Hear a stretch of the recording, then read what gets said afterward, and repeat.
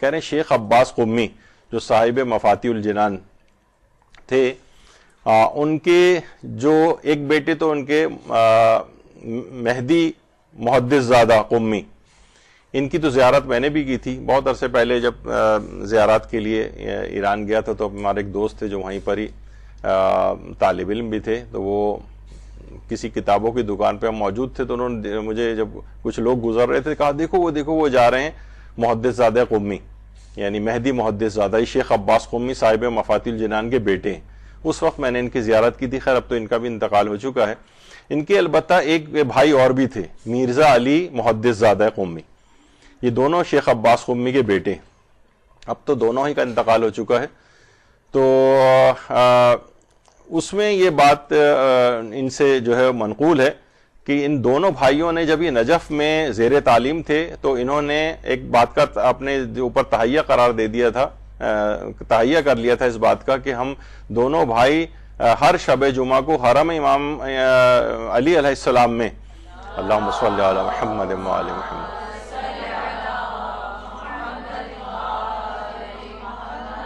زائرین کو پانی پلایا کریں گے، اور اس کا ثواب ہم اپنے مرحوم والد اور والدہ کو ہدیہ کیا کریں گے، یعنی شیخ عباس قمی کو۔ تو کہہ رہے ہیں یہ ہم لوگوں نے اس پہ کاربند رہے، ایک شب جمعہ میں پانی پلاتا تھا زائرین کو، ایک شب جمعہ مرزا علی پانی پلاتے تھے۔ تو ایک رات میں نے خواب میں دیکھا، یہ رائٹ سائڈ پہ مہدی محدث زادہ ہیں، کہہ رہے ہیں میں نے ایک رات خواب میں دیکھا کہ میرے والد یعنی شیخ عباس قمی مجھے نظر آئے ہیں جو پیاس سے بے حال ہیں۔ تو میں نے کہا کہ پانی، جبکہ پانی بھی ان کے پاس ہے، یعنی اطراف میں نظر آ رہا ہے کہ پانی کی ان کے پاس کمی نہیں، کہا کہ آپ یعنی پانی کیوں نہیں پی رہے ہیں، پیاس سے بے حال کیوں ہیں؟ تو کہا کہ نہیں، مجھے وہی حرم مولا علی والا پانی چاہیے جو تم میرے لیے بھجواتے ہو۔ یعنی وہ زائرین کو پلاتے تھے لیکن وہی حرم امیر المومنین کا پانی ان کو برزخی زندگی میں وہاں پر پیش کیا جاتا تھا، اور اس دفعہ تمہاری طرف سے پانی مجھے نہیں ملا ہے، پیاس سے میرا برا حال ہے۔ بہرحال ان کو نہیں پتا تھا کیونکہ اس دفعہ مرزا علی کی ڈیوٹی تھی کہ وہ اس شب جمعہ پانی پلائیں۔ محدث زادہ مہدی محدث زادہ نے مرزا علی سے پوچھا اپنے بھائی سے، تو انہوں نے کہا کہ ہاں اس رات میرے کچھ مہمان آ گئے تھے شب جمعہ کو، اور باتوں میں اس قدر میں مصروف ہوا کہ یہ والا کام کرنا میں بھول گیا۔ تو ان کے والد کو دیکھیے عام پانی موجود تھا لیکن وہی والا پانی جو وہ تصدق کر رہے تھے، وہی پانی ان کو وہاں پر عالم آخرت میں برزخی زندگی کے اندر پیش کیا جا رہا تھا۔ تو میں وہی کہہ رہا تھا کوالٹی والی چیزیں جو ہیں وہ اب اس سے زیادہ کوالٹی والی چیز کیا ہوگی کہ حرم امیر المومنین کا پانی جو زائرین کو وہ ان کو پھر وہاں پر پیش کیا جاتا ہے، تو اس بات کا خصوصی خیال رکھنا چاہیے۔ تو بہرحال حرم امام علی کے جو زائرین ہیں ان کو پانی پلانے کا یہ اس قدر زیادہ ثواب شیخ عباس قمی کو جو ہے پہنچ رہا تھا۔ تو بہرحال جو ایصال ثواب ہے یہ مستقل کرتے رہنا چاہیے، ایک خصوصیت کے ساتھ اس بات کو یاد رکھنا چاہیے۔ گنجین معارف کے نام سے ایک کتاب ہے، اس کے اندر آیات قرآنی بھی ہیں، روایات بھی ہیں، داستانیں بھی ہیں، شعر بھی ہیں، نکتے بھی ہیں، لطائف بھی ہیں، اور اس کے علاوہ 14 معصومین سے واقعات، مسائل شریعہ، امام زمانہ سے متعلق واقعات گنجین۔ اس کی جو تیسرا والیوم ہے، اس میں آیت اللہ سید محمد حسین طباطبائی جو لیفٹ پہ آپ کو نظر آ رہے ہیں، صاحب تفسیر المیزان، اور برابر میں ان کے بھائی حسن الہی طباطبائی ان کا، تو اس میں خود بات لکھی گئی ہے۔ آیت اللہ محمد حسین طباطبائی فرماتے ہیں کہ میرے بھائی جو تبریز میں تھے تو ان کا ایک شاگرد تھا جو تحذیر ارواح کا فن جانتا تھا، جس کا میں نے پچھلی دفعہ بھی تذکرہ کیا تھا۔ تو کہہ رہے ہیں کہ ہم نے اس شاگرد کے تھرو، یعنی حسن الہی طباطبائی نے اپنے شاگرد کے تھرو کچھ ارواح کو حاضر کیا تھا، جس میں ہم نے کہا تھا کہ مہدی بحر العلوم اور ابن طاؤس کی ارواح نے آنے سے انکار کر دیا تھا۔ اس میں انہوں نے افلاطون کی روح کو بھی حاضر کیا تھا، یعنی اس گنجینہ معارف کے اندر تیسری والیوم کے اندر آیت اللہ طباطبائی نے خود اس واقعے کو جو ہے ان سے منسوب جو ہے واقعہ نقل کیا گیا ہے کہ انہوں نے کہا کہ افلاطون کی روح کو حاضر کیا گیا، تو افلاطون نے کہا کہ آپ لوگ اپنی اہمیت کو سمجھیں، ہمارا زمانہ وہ تھا کہ آپ لوگ کتنی آسانی کے ساتھ لا الہ الا اللہ کہہ دیتے ہیں، ہمارے زمانے میں تو یہ ممکن ہی نہیں تھا کہ انسان اپنی زبان سے لا الہ الا اللہ کہہ سکے، قتل کروا دیے جاتے تھے، سولیاں چڑھ دی جاتی تھیں، اب کتنی آسانی سے آپ لوگ کہہ دیتے ہیں۔ تو ان کے بھائی نے خط لکھا ان کو، حسن الہی طباطبائی نے، کہ میں نے اپنے والد کی روح کو بھی، یعنی ان دونوں بھائیوں کے والد کی روح کو بھی جو ہے اس کے تھرو کانٹیکٹ کیا، اپنے اس شاگرد کے تھرو جو تحذیر ارواح کا فن جانتا تھا روحوں کو حاضر کرنے کا۔ تو والد نے ایک شکایت کی ہے آپ کی شکایت یہ کی ہے کہ تمہارے بھائی محمد حسین نے پوری تفسیر قرآن لکھی ہے لیکن ہمیں اس کا ثواب ہدیہ نہیں کیا ہے. یہ اس نے کیا کیا ہے؟ اچھا یہ فرماتے ہیں کہ ابھی وہ کتاب تفسیر المیزان چھپی بھی نہیں تھی، چھپی تو وہ بعد میں. بہرحال یہ آیت اللہ حسن الہی طباطبائی تبریزی ان کی قبر کے اوپر علماء اس لحاظ سے جاتے بھی ہیں، تو انہوں نے خط کے اندر لکھا کہ تم نے کوئی تفسیر قرآن لکھی ہے اور اس کا ثواب ان کو ہدیہ نہیں کیا ہے. تو بہرحال کہہ رہے ہیں خط پڑھ کے میں نے اس وجہ سے ثواب ہدیہ نہیں کیا تھا کہ اصلاً میں اپنے کام کو کوئی خاص کام سمجھتا نہیں تھا، لیکن اسی وقت میں شرمندہ ہوا اور کہا کہ پروردگارہ اگر واقعی اس کام کی تیری نگاہ میں کوئی حیثیت ہے اور تو نے قبول کیا ہے میرے اس تفسیر لکھنے کو، تو میں اس کا ثواب اپنے مرحوم والد اور والدہ کے نام ہدیہ کرتا ہوں. اور پھر پورا خط اپنے بھائی کے نام لکھا اور بھی اس خط کو پوسٹ نہیں کیا تھا، اپنے پاس ہی رکھ لیا. چند ہی دن میں ان کے بھائی کا ایک اور خط ریسیو ہوا اور کہا کہ ہم نے دوبارہ تحذیر اروا کی، اپنے والد سے رابطہ کیا تو انہوں نے کہا ہے کہ محمد حسین نے اب یہ تفسیر المیزان کا ثواب ہمیں ہدیہ کر دیا، ہم اس سے بہت خوش ہیں. اور یہ جو تفسیر قرآن اس نے لکھی ہے اس کے بہت خوش ہیں، خدا اس کو اجر عظیم عطا فرمائے اس بات کا، میرے بیٹے کو، اور اس کو طول عمر بھی عنایت فرمائے. اس زمانے اللہم صلی علی محمد.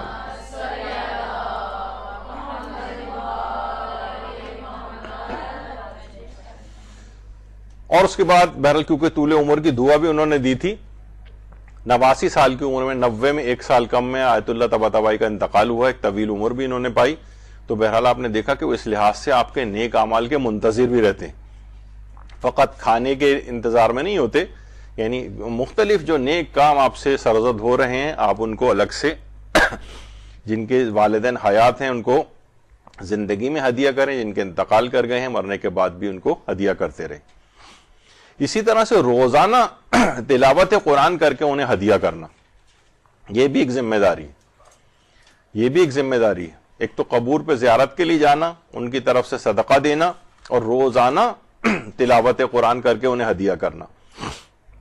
اللہم صلی علی محمد وعلی محمد.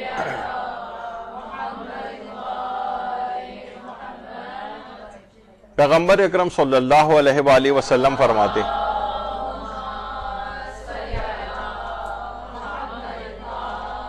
کہ جو شخص اللہ اور یوم آخرت پر ایمان لایا ہے اس کے لیے ضروری ہے کہ ہر فریضے کے بعد وہ قل هو اللہ احد پڑھے، یعنی نماز واجب کے بعد. جو ایسا کرے گا اس کے لیے دنیا و آخرت کی نیکی جمع ہوگی، اللہ اس کے ماں باپ کو اور اس کی اولاد کے گناہ کو بھی بخش دے گا. دیکھیے آپ کتنے پڑھتی ہیں، مثلا جس وقت آپ شب قدر کے اعمال کر رہی ہوتی ہیں کہ ابھی اس کے بعد یہ نماز پڑھے اور اس کے بعد استغفار 70 دفعہ پڑھے، ابھی اپنی جگہ سے اٹھے گا بھی نہیں، پہلو نہیں بدلے گا کہ اللہ اس کے اور اس کے والدین کو بخش دے گا. یا مثلا نماز کے فوراً بعد اگر آپ جو ہے آیت الکرسی پڑھیں تو اس کی بھی بڑے ثواب اور فوائد اس میں سے بھی ایک یہ ہے کہ اللہ اس کے والدین کو بخش دے گا. بلکہ جو نماز کے بعد آیت الکرسی پڑھتا ہے تو اس کے لیے تو بہت روایت میں آئے کہ بس اس کے اور جنت کے درمیان فقط موت حائل ہے، بس یعنی ادھر وہ مرا اور ادھر اگلا قدم اس کا جنت میں ہوگا. تو نماز کے فوراً بعد آیت الکرسی. تو اس طرح سے ہر نماز کے بعد اگر قل اللہ احد پڑھے تو وہ کیا ہوگا، اللہ اس کی اور اس کی ماں باپ کو اور اس کی اولاد کو بھی بخش دے گا. تو یہ اعمال انجام اس لحاظ سے دینے چاہیے. جو آیت اللہ مجتہدی تہرانی تھے ان کی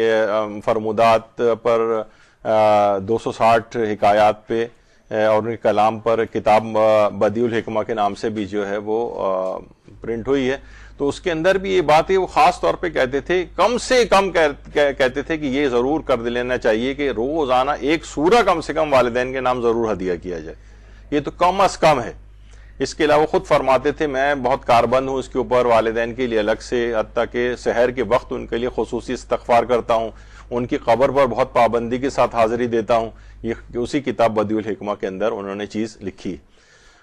اور آیت اللہ مامقانی نے جو میرۃ الکمال کے نام سے جو ایک اپنا وصیت نامہ لکھا ہے اس میں ہے کہ مرنے والے کے لیے جو سورہ الحمد اور سورہ توحید پڑھی جاتی ہے، فرماتے ہیں اس کی بنیاد اس بات پر ہے کہ سورہ الحمد کی تلاوت کا ثواب قرآن کے 2/3 تلاوت کے برابر ہے اور سورہ توحید کا ثواب 1/3 قرآن کے برابر ہے. مجموعی طور پر یہ 2 سورہ پڑھنے سے ختم قرآن کا مکمل ثواب حاصل ہو جاتا ہے. تو اس لحاظ سے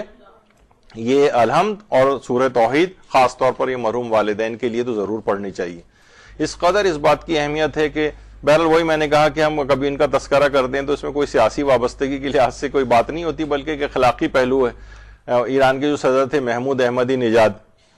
اب بہت سے لوگوں کے ظاہر سیاسی اختلافات یہ سب اپنی جگہ چلتے ہیں، لیکن جو اچھی چیزیں ہائی لائٹ ہونی چاہیے لوگوں کے لحاظ سے، کیونکہ جس وقت وہ دور صدارت بھی تھا، وہ جب ان کی والدہ کا انتقال ہوا تھے خود قبر میں اترے تھے اور انہوں نے ذکر اذکار وغیرہ پڑھے تھے، حتیٰ کہ قبر کے اندر اپنی والدہ کی لیٹے تھے جا کر، اور وہاں سورہ قرآن کی تلاوت کی تھی قبر کے اندر لیٹ کر، اور مختلف جگہوں سے قبور آئمہ کی جو مٹی تھی وہ جو جمع کی گئی تھی وہ انہوں نے اپنی والدہ کی قبر میں ڈالی تھی. تو بہرحال اس لحاظ سے، کیونکہ کوئی آدمی کتنا ہی بڑا کیوں نہ ہو جائے، صدر ہو جائے، وزیر اعظم ہو جائے، اپنے والدین کے لیے اس کی وہ ایک ویسے ہی ایک بیٹا ہے وہ، بس وہ یعنی یہ دنیاوی سب چیزیں کوئی ایسی اہمیت نہیں رکھتی ہیں. یہاں ذرا سا آدمی ذرا پڑھ لکھ جائے تو جھڑکنے لگتا ہے اپنے والدین کو، ذرا سا مال و دولت اس کے پاس زیادہ آ جائے تو والدین سے بدسلوکی شروع کر دیتا ہے. لیکن ایسا کچھ نہیں، اپنی والدہ کے لیے خاص طور پہ نہیں، پورا میڈیا ان کے اوپر لگا ہوا تھا، لیکن انہوں نے اس کی پرواہ نہیں کی اور قبر کے اندر جا کر لیٹے، تلاوت قرآن وغیرہ کی. دیکھیے جب انتقال کرنے والے افراد ہیں واقعی ترستے ہیں ہماری ان چیزوں سے، یعنی پیغمبر فرماتے ہیں کہ ہر رات ملک الموت پکارتا ہے، اے مرنے والو آج کے دن تم کس پر رش کر رہے ہو، جبکہ تم بتائیو ہولناکیوں کو اپنی آنکھوں سے دیکھ چکے ہو. تو مردے جواب دیتے ہیں ہم مومنین کی مسجدوں پر رش کرتے ہیں، وہ نماز پڑھ رہے ہیں ہم نہیں پڑھ سکتے، وہ زکوٰۃ و خمس دے رہے ہیں ہم نہیں دے سکتے، وہ ماہ رمضان کے روزے رکھتے ہیں ہم نہیں رکھ سکتے، جو کچھ ان کے اہل و عیال سے بچ جاتا ہے وہ صدقہ کرتے ہیں ہم نہیں کر سکتے، وہ اللہ کو زیادہ یاد کرتے ہیں ہم نہیں کر سکتے. ہائے حسرت و افسوس اس چیز پر جو دار دنیا سے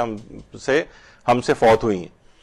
تو بہرحال یہ کہ وہ بہت زیادہ اس بات کا افسوس کرتے ہیں. تو یہ تمام سلسلے ان کے لیے رکھنے چاہیے، نمازوں کے ثواب ان کو ہدیہ کرنے چاہیے، آپ اپنے خمس، زکوٰۃ، یہ سب چیزیں جو نکال رہے ہیں فطرے وغیرہ اس کا ثواب انہیں ہدیہ کرنا چاہیے، ماہ رمضان کے روزے مستحب روزوں کا ثواب ہدیہ کرنا چاہیے، صدقات دیتے رہنا چاہیے ذکر خدا کر کے. یعنی جن چیزوں کی انہوں نے افسوس کا اظہار کرتے ہیں مردے، وہ ساری چیزیں اگر آپ ان کو وہاں ہم پہنچا دیں تو کسی حسرت اور افسوس کا اظہار ان کو نہیں کرنا پڑے گا وہاں پر.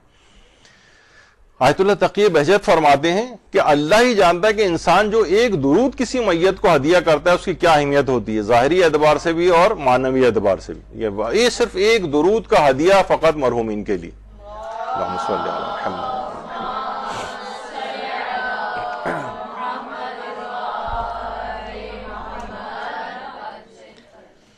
گل ہائے باغ معرفت کے نام سے کتاب ہے، اس کے یہ تو خیر 11واں میرا خیال ہے 12واں یا 13واں جو والیوم ہے اس میں سیرہ شہدائے دفاع مقدس، یعنی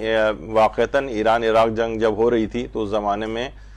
جو مجاہدین جاتے تھے، یعنی ان کی اپنی سیرت، جو وصیت نامے وہ لکھتے تھے، اس پہ پوری کتابیں لکھی گئی ہیں. ہر شہید محاذ پہ جانے سے پہلے ایک وصیت لکھا کرتا تھا، وہ سب اردو میں تو نہیں ہے لیکن فارسی زبان کے اندر بہت لکھی گئی ہیں. تو ان کی اپنی سیرت جو لوگ وہاں جاتے تھے، اسی میں ہی ایک ہیں شہید شیر علی راشقی، اسی کتاب کے اندر ان کے متعلق لکھا ہے کہ جب یہ شہید نہیں ہوئے تھے تو اس سے پہلے ان کے گھر سے تقریباً 20 منٹ یا 25 منٹ کی واک پر مسجد تھی جہاں نماز جماعت پڑھنے کے لیے جاتے تھے. تو لوگ ان سے کہتے تھے گھر میں گاڑی بھی آپ کے پاس، آپ اتنی دور پیدل کیوں چل کر جاتے ہیں، آپ ایسا کیا گاڑی میں بیٹھیں اور فوراً نماز جماعت کے لیے اس سے چلے جائے کریں. یہ کہتے تھے نہیں، اس کی خاص وجہ ہے، میں کیوں پیدل جاتا ہوں. اس 20-25 منٹ کے اندر پیدل جاتے ہوئے 1000 دفعہ درود پڑھ کر اپنے والد مرحوم کو ہدیہ کرتا ہوں، اور وہاں سے واپس آتے ہوئے نماز جماعت سے پھر جتنا ٹائم گزرتا ہے وہ 1000 دفعہ درود پڑھ کے اپنی والدہ مرحومہ کو ہدیہ کرتا ہوں. تو بہرحال اس سے دیکھیے کتنا یعنی ایک شخص جو ہے وہ والدین کے حق کے لیے کتنی زحمت اور صحیح جو ہے وہ کوشش کر رہا ہے. پھر دیکھیں ایسا بہرحال اس کو دنیاوی اور اخروی جو فائدہ ملا کہ بہرحال شہادت کی موت اس کو ملی اور نہ جانے کیا کچھ اس کو ملا ہوگا. تو ان کی اپنی سیرت میں اس لحاظ سے ملتا ہے کہ یہ بڑے بڑے اعمال روزانہ سمجھیں 2,000 دفعہ درود پڑھ کر اپنے مرحوم والدین کو ہدیہ کرنا. پیغمبر اکرم تنبیہ الخواتیر کتاب کے اندر ہے صلی اللہ علیہ وآلہ وسلم.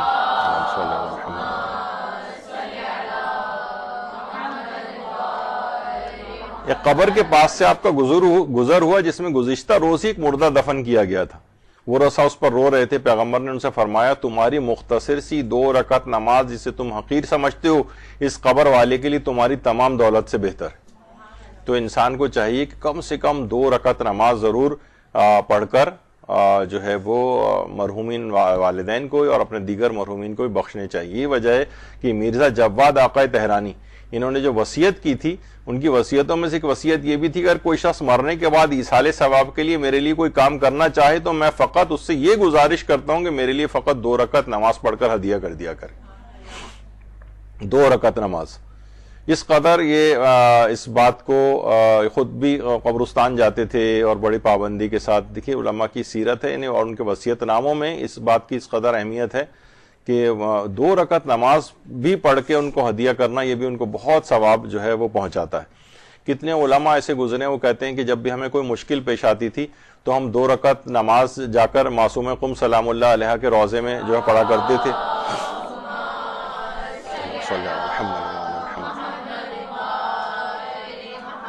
اور وہ ہماری مشکل حل ہو جاتی تھی. بہت سے علماء کا تو ایک اور ایکسپیرینس تھا. وہ کہتے تھے کہ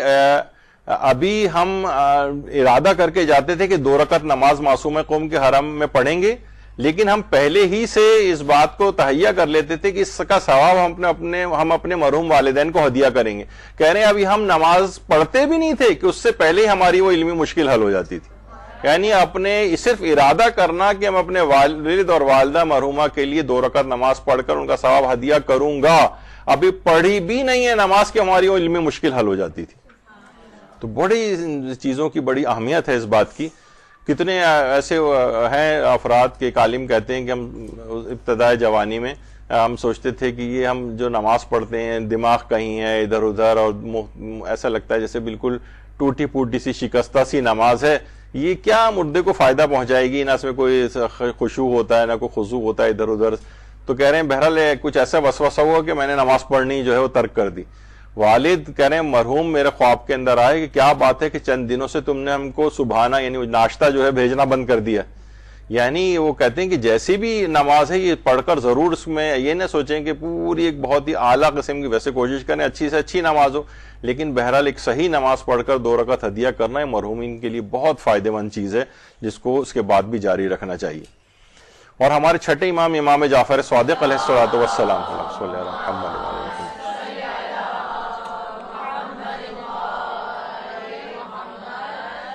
ان کی تو ایک سیرت تھی کہ امام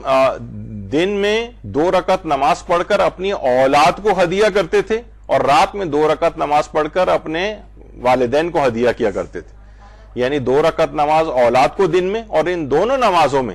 یعنی جو 2 رکعت دن میں اولاد کے لیے اور 2 رکعت رات کو والدین کے لیے پڑھتے تھے اس میں پہلی رکعت میں الحمد کے بعد سورہ قدر اور دوسری رکعت میں الحمد کے بعد سورہ کوثر کی تلاوت کرتے تھے. یہ چھٹے امام کی سیرت تھی اولاد اور والدین کے لحاظ سے,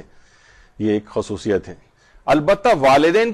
کے لیے اولاد کی ایک خصوصی نماز بھی جو ہے وہ بتائی گئی جس کی بڑی اہمیت ہے. ویسے تو یہ ابھی آپ نے سنا عام طور پر جیسے 2 رکعت نماز کوئی سی بھی جس طرح فجر کے طریقے پر پڑھ دی جائے, یا جو چھٹے امام کی پہلی رکعت میں الحمد کے بعد قدر اور دوسری رکعت میں الحمد کے بعد سورہ کوثر والا جو طریقہ ہے, لیکن والدین کے لیے اولاد کی ایک خصوصی نماز ہے مرحوم اچھا یہ مرحوم والدین کے لحاظ سے بھی نہیں ہے, چاہے یہ والدین زندہ ہوں ان کے لیے بھی پڑھی جا سکتی ہے نماز ہدیہ والدین, یہ زندہ کے لیے بھی پڑھی جا سکتی ہے اور والدین انتقال کر گئے ہوں تو ان کے لیے پڑھی جا سکتی ہے.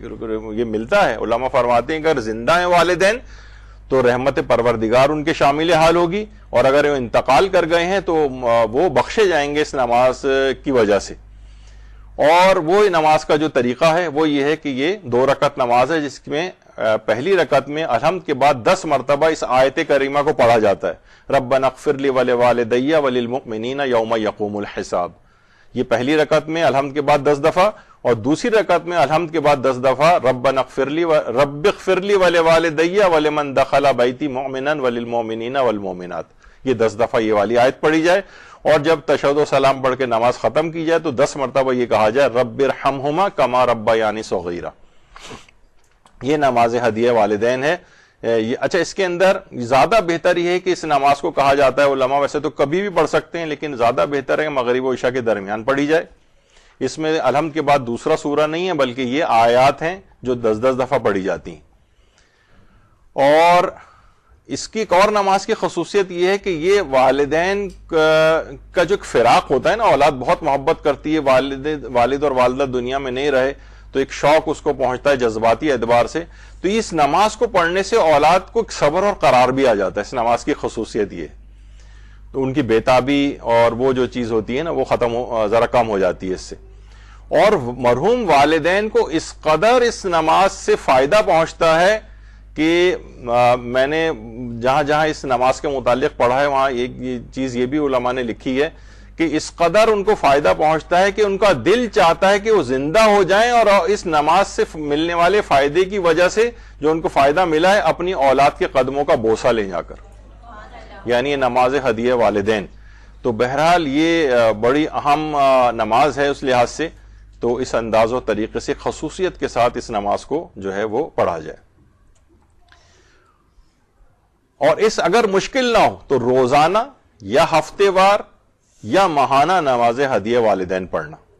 اور اس میں آپ نے ابھی سن لیا کہ اس میں زندگی اور موت کا بھی کوئی دخل نہیں ہے، والدین حیات ہوں تب بھی ان کے لیے یہ نماز پڑھی جائے، انتقال کر گئے ہوں تب بھی یہ نماز پڑھی جائے، اور بہت لحاظ سے یہ زندہ اور مرحوم والدین کے لیے فائدہ مند چیز ہے.